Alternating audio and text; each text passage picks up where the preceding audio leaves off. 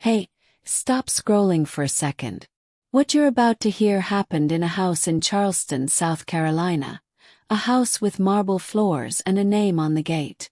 Nobody there knew the truth was sitting quietly in the basement. Nobody knew a maid's silence was about to break a family apart. This isn't a rumor. This isn't a movie. This is the story of a billionaire, the woman he almost married, and the maid nobody thought to protect. Stay with me. This gets unbelievable. Hey everyone, welcome back to the channel. Before we begin, tell me, where are you watching from tonight and which country do you call home? Drop it in the comments, I really do want to know. Tonight's story is one of those heartbreaking, heart-mending tales about power, cruelty, and the quiet kind of courage that changes everything. I promise you by the end, you won't just remember this story. You'll feel it. Let's begin. It started like every other day at the Whitfield estate. Daniel Whitfield was 38 years old, self-made, and worth more money than most people could imagine spending in 10 lifetimes. He'd built a tech company out of a garage in Austin and turned it into an empire that stretched across 3 continents. But money hadn't changed the way he was raised, by a single mother who cleaned houses in Ohio to put food on the table. He never forgot that. He treated every person on his staff with respect, called the groundskeeper by name, remembered the housekeeper's daughter's birthday. People who worked for Daniel Whitfield said the same thing.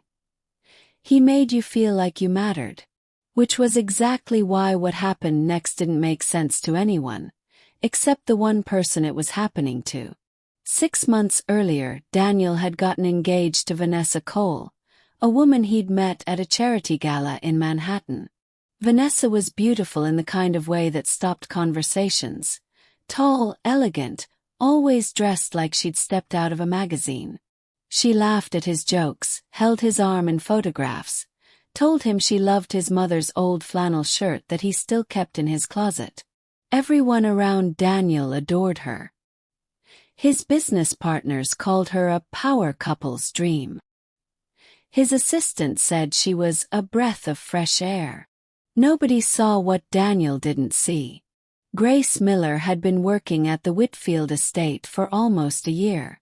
She was 26, originally from Georgia, and had moved to Charleston after her mother passed away, chasing a fresh start and a paycheck that could cover her younger brother's college tuition. Grace was quiet, hardworking, and careful. The kind of careful that comes from learning early that the world doesn't forgive people like her for making mistakes. She cleaned the west wing of the house, kept the kitchen stocked, and never once complained. But since Vanessa moved in, something had shifted. First, it was small things. Vanessa would leave a mess and blame Grace for not cleaning fast enough. She'd misplace an earring and accuse Grace of theft, only to find it in her own drawer an hour later, offering no apology. She spoke to Grace in a tone she never used in front of Daniel. Sharp, cold, dismissive, like Grace wasn't fully a person. Grace never said anything. She needed the job. She needed the money. And more than that, she didn't think anyone would believe her over a woman who wore a 5-carat ring and smiled for every camera in the room. Then came the night everything started to shift. Daniel had a business trip to Singapore. 4 days, back-to-back meetings, the kind of trip that used to excite him but now just felt like time away from home. Before he left, he kissed Vanessa goodbye at the door and told her to take care of the house while he was gone. Vanessa smiled sweetly and told him not to worry about a thing. The moment his car pulled out of the driveway, her smile disappeared. Grace felt it before she understood it, a strange tension settling into the house, like the air itself had changed.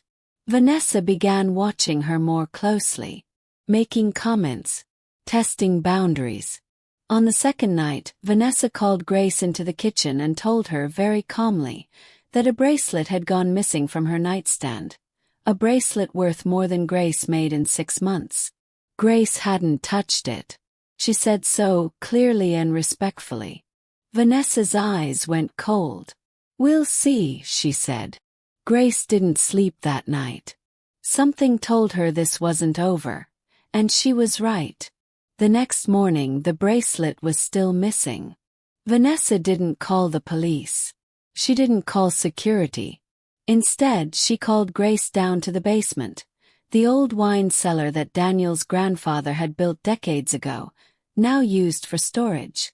Grace assumed it was about inventory, maybe boxes that needed moving. She had no idea what was waiting for her.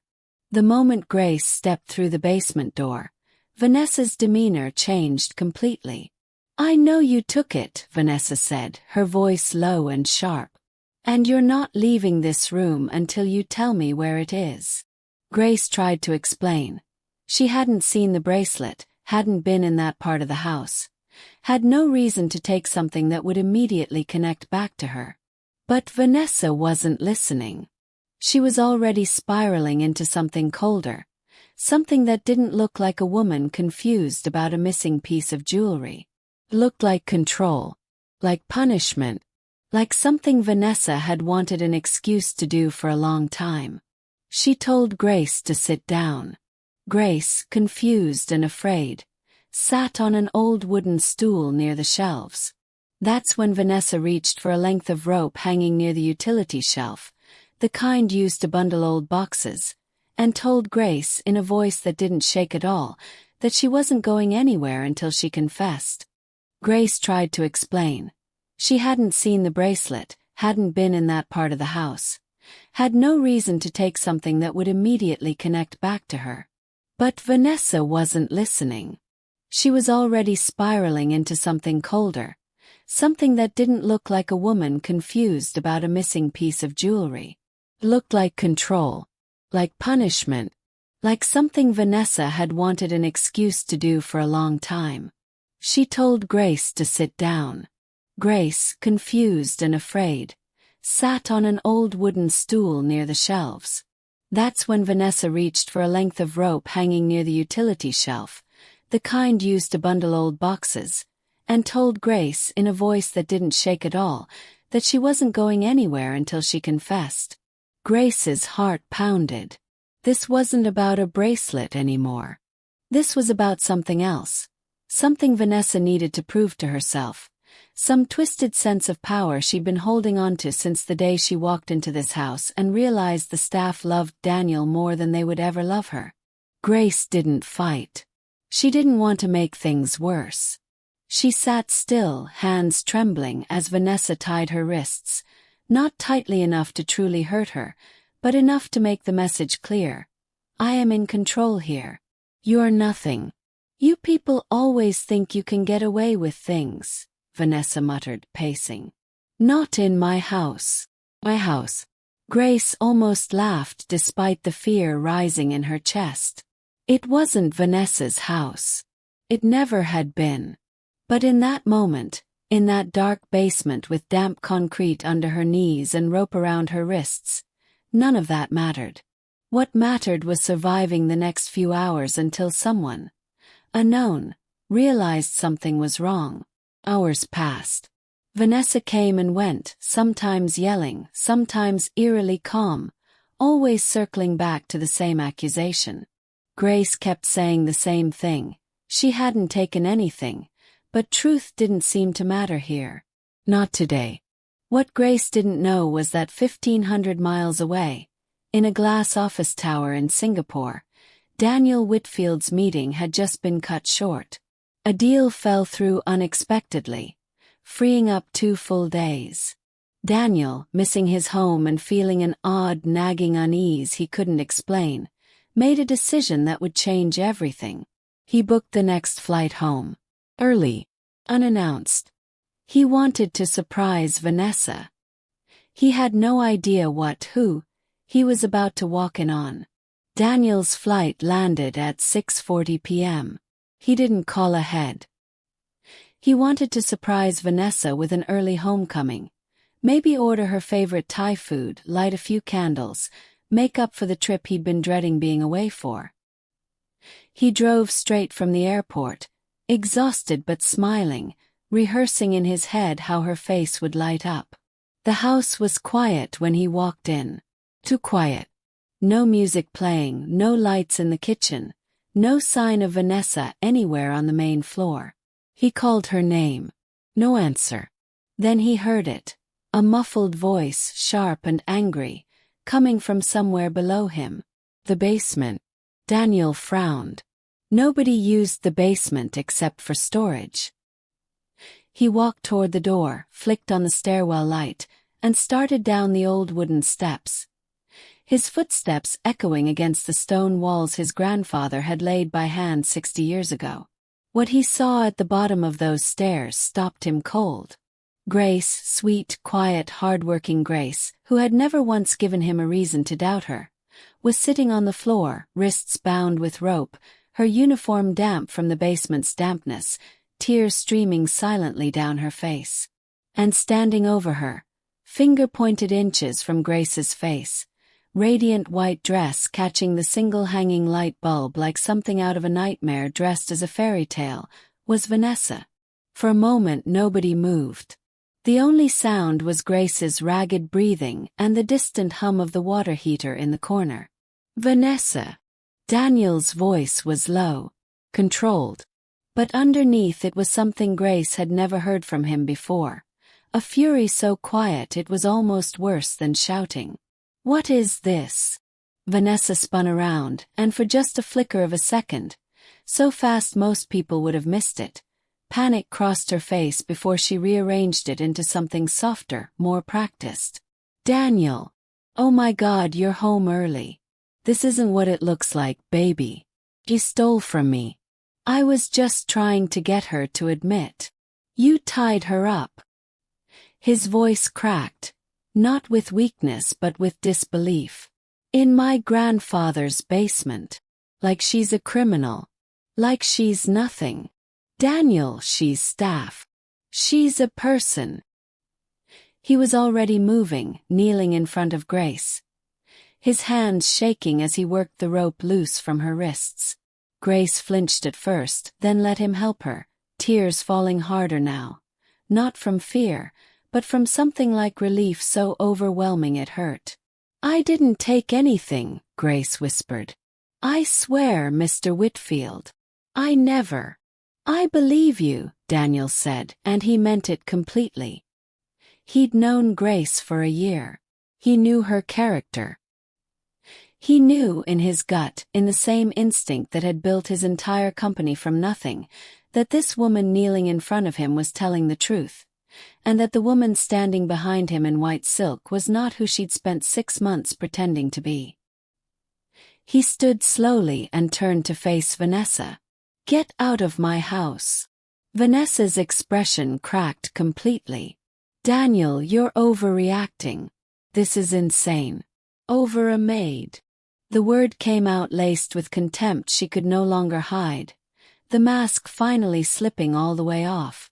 You're going to throw away everything we have because of her? There is no we, Daniel said quietly. Not anymore. What happened next unraveled faster than anyone expected. Daniel called his head of security, who arrived within 20 minutes. He called his personal lawyer. And in a decision that would ripple through Charleston's social circles for months, he called the local police, not to have Vanessa arrested that night, but to file an official report to make sure there was a documented record of exactly what had happened in that basement. Grace, still shaking, tried to insist she didn't want to cause trouble, that she just wanted to go home. Daniel gently told her that this wasn't about trouble, it was about the truth finally being seen. But the real twist, the one nobody in that house expected, came 2 days later. While reviewing the estate security footage to build his case, Daniel's head of security found something Daniel hadn't even thought to look for. Footage from 3 weeks earlier, time-stamped clear as day. Vanessa, alone in her bedroom, removing the very same diamond bracelet she'd accused Grace of stealing, and placing it inside a hidden lining in her own suitcase. She hadn't lost it. She'd hidden it herself, planning to file an insurance claim while blaming Grace for the theft. It wasn't just cruelty. It was fraud. A woman engaged to be married into one of the wealthiest families on the East Coast had orchestrated an elaborate lie against an innocent employee, not out of desperation, but out of pure, calculated entitlement. Daniel sat in his office that night staring at the footage on loop, feeling something in his chest hollow out. 6 months. He'd planned a life with this woman. He'd imagined children, holidays, growing old in this house. And the entire time she'd seen the people around them, people like Grace, as disposable, as less than human. He thought about his mother, scrubbing floors in Ohio so he could have a future. He thought about every "yes ma'am" and "yes sir" Grace had ever offered him with quiet dignity, never once complaining about a job that most people in his world would never respect. He made a decision that night that would define the rest of the story. He wasn't just going to end things with Vanessa. He was going to make sure Grace never had to work in fear again, and that what happened to her would never happen to anyone else under his roof. The following weeks were a whirlwind nobody in the Whitfield household could have predicted. The engagement ended publicly, quietly dignified on Daniel's part despite Vanessa's attempts to spin the story to the press. She told reporters she'd discovered Daniel's true colors, hinted at instability, tried to paint herself as the victim of a billionaire's temper. For a few days tabloids ran with it. Daniel Whitfield, they speculated, had thrown a tantrum and ruined a fairy tale engagement over a household dispute. Daniel said nothing publicly. He didn't need to. The security footage, quietly shared with the right legal channels, spoke louder than any statement ever could. Within 2 weeks, the true story leaked, not through Daniel, but through an insurance investigator who'd been assigned to Vanessa's fraudulent claim and found the timeline impossible to ignore. The narrative flipped overnight. Grace, who had spent a year trying to stay invisible, suddenly found herself at the center of a story she never asked to be part of. Reporters called the estate. Local news vans parked outside her small apartment. It was overwhelming, terrifying even, the last thing a woman who valued her privacy wanted. But Daniel didn't let her face it alone. He personally called Grace and apologized, not just for what happened but for not seeing it sooner. He told her that no matter what she decided next, whether she wanted to keep working for the estate or walk away entirely, he would support her fully. He covered the legal costs for her to file her own case against Vanessa for false imprisonment and defamation. He made sure Grace never had to explain herself to a single reporter unless she chose to. Grace, still cautious, still guarded from a lifetime of learning not to trust easily, found herself surprised by something she hadn't expected. Genuine, unwavering support from a man who had every reason and every resource to simply make the scandal disappear quietly and move on with his life. He didn't do that. He stood by her. Slowly, Grace began to open up, not just about that night in the basement, but about her life. Her mother's death. Raising her younger brother from 3 states away. The exhaustion of working 2 jobs before landing this position, and how much this job, despite everything, had meant to her because for the first time in years, someone had treated her like she mattered. Daniel listened. Really listened, the way he hadn't in months with Vanessa, whose stories always circled back to herself. Something was shifting in that house, something neither of them expected, and neither of them was ready to name yet. But everyone around them could feel it. 3 months passed. Grace decided to stay on at the estate, not out of obligation, but because for the first time since her mother passed, she felt something close to safe there. Daniel had restructured the household staff policies completely. Clear grievance procedures, an anonymous reporting line, regular check-ins with every employee to make sure no one ever felt unheard again. He turned a painful moment into permanent change, the same way he'd turned a garage startup into an empire, methodically and with his whole heart. But it wasn't the policy changes that surprised the household staff most. It was watching Daniel and Grace's friendship deepen into something neither of them planned. Started small. Daniel began eating breakfast in the kitchen instead of the formal dining room, just to talk with Grace while she worked. He learned she'd once dreamed of going back to school for nursing before her mother's illness derailed everything. Quietly, without telling her, he set up a scholarship fund at the local community college. Not attached to his name, not a headline, just an anonymous opportunity for Grace to reclaim a dream she thought she'd buried for good. When Grace found out, because the college mistakenly sent a thank you letter to the estate address, she confronted him, more emotional than angry. "You didn't have to do that," she said, voice breaking. "I know," Daniel said simply. "I wanted to." It was in that kitchen, afternoon light spilling across the counter, that something unspoken finally became spoken. Not a grand declaration. Not a movie moment. Just two people who had been through something painful together, who had seen each other honestly. Daniel seeing Grace's strength, Grace seeing Daniel's humility, realizing that what they felt for each other had quietly become something neither of them was willing to walk away from. Neither rushed it. Both had been hurt in different ways. Daniel by betrayal dressed in silk and diamonds, Grace by a world that had taught her not to expect kindness from people with power. They took their time. They built trust slowly, deliberately, the way real, lasting things are built. The staff noticed. The neighbors noticed. Eventually, so did the press. Though this time the story they told wasn't one of scandal. It was one of quiet, earned redemption. Not everyone was happy about the change. Vanessa, humiliated by the public unraveling of her fraud case and now facing real legal consequences, watched from a distance as the story of the maid and the billionaire spread. Not as gossip, but as something people genuinely rooted for. She'd lost the ring, the mansion, the future she thought she'd secured. And now she was watching the woman she'd tried to break find happiness in the very place she'd tried to destroy her. She made one last attempt. Through a mutual acquaintance, Vanessa reached out to Daniel, asking for a private meeting. One final conversation, she said, for closure. Against his lawyer's advice, Daniel agreed. Mostly because he wanted to end things fully, without any loose threads hanging over the life he was building. Vanessa arrived poised, polished as ever, but there was a rawness underneath it now that hadn't been there before. She apologized, or attempted to.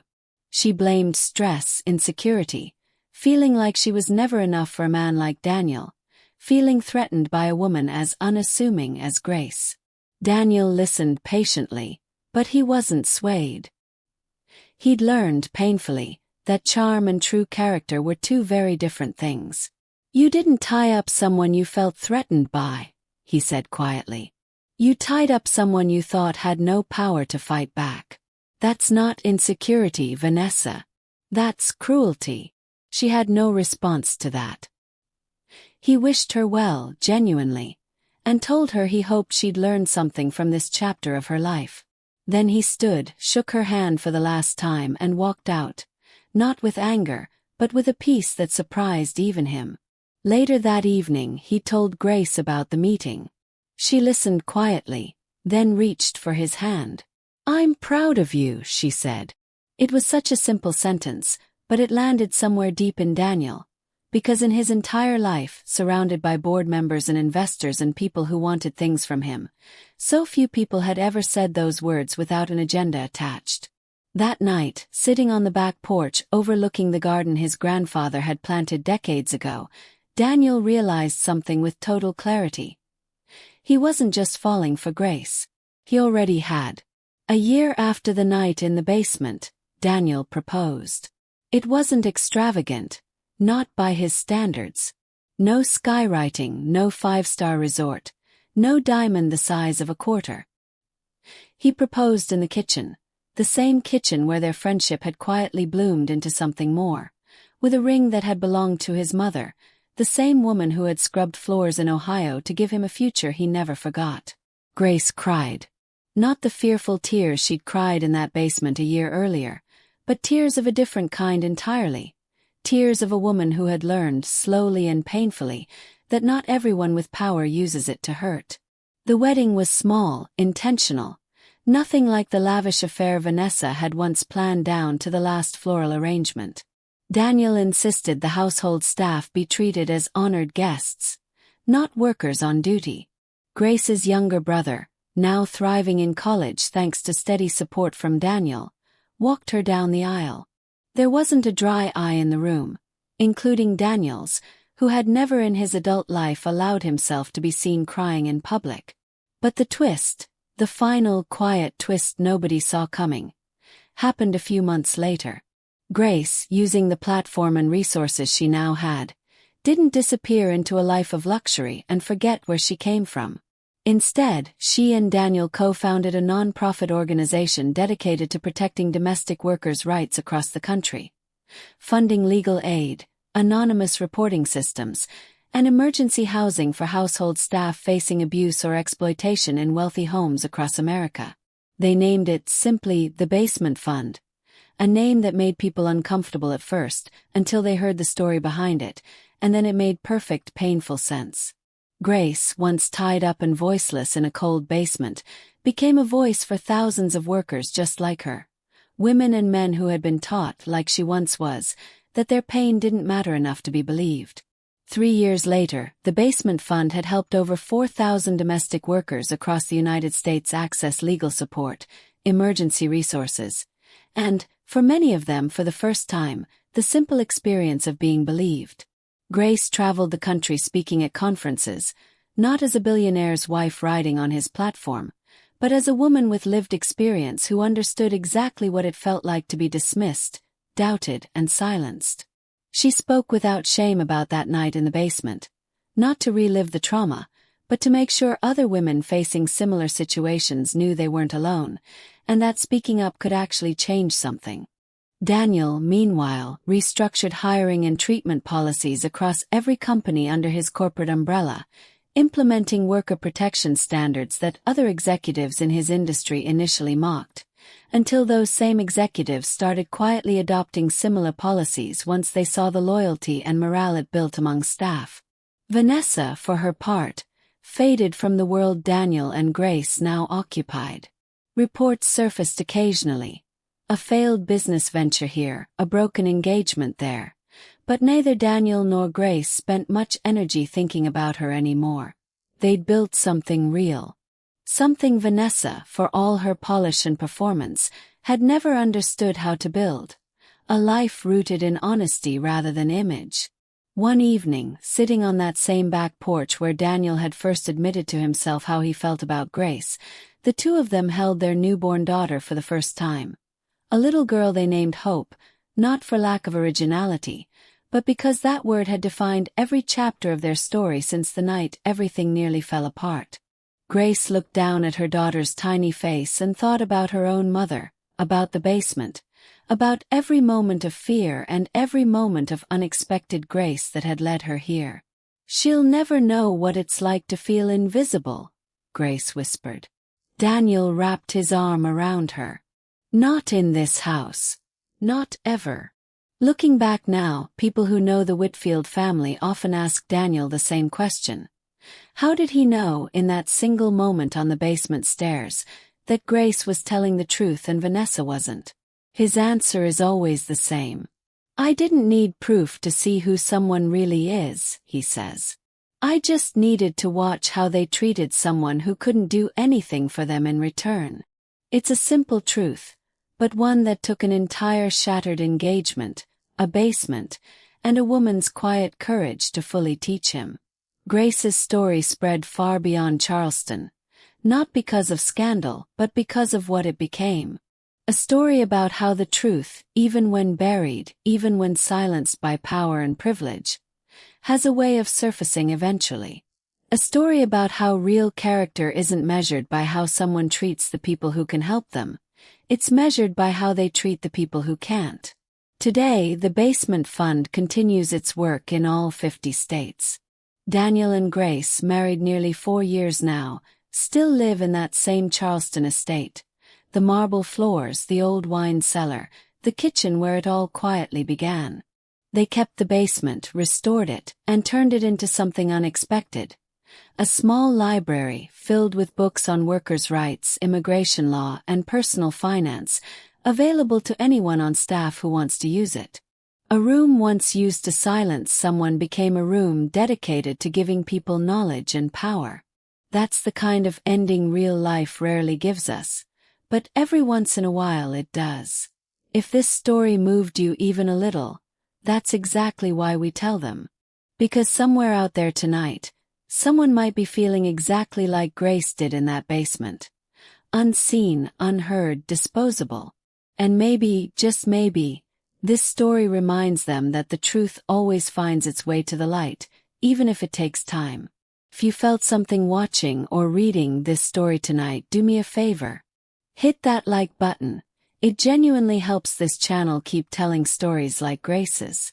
Subscribe if you haven't already, because there are so many more stories like this one waiting to be told. And if you know someone who needs to hear tonight's message, that dignity matters, that truth matters, that kindness always outlasts cruelty, share this with them. Thank you for staying with me until the very end. I'll see you in the next story.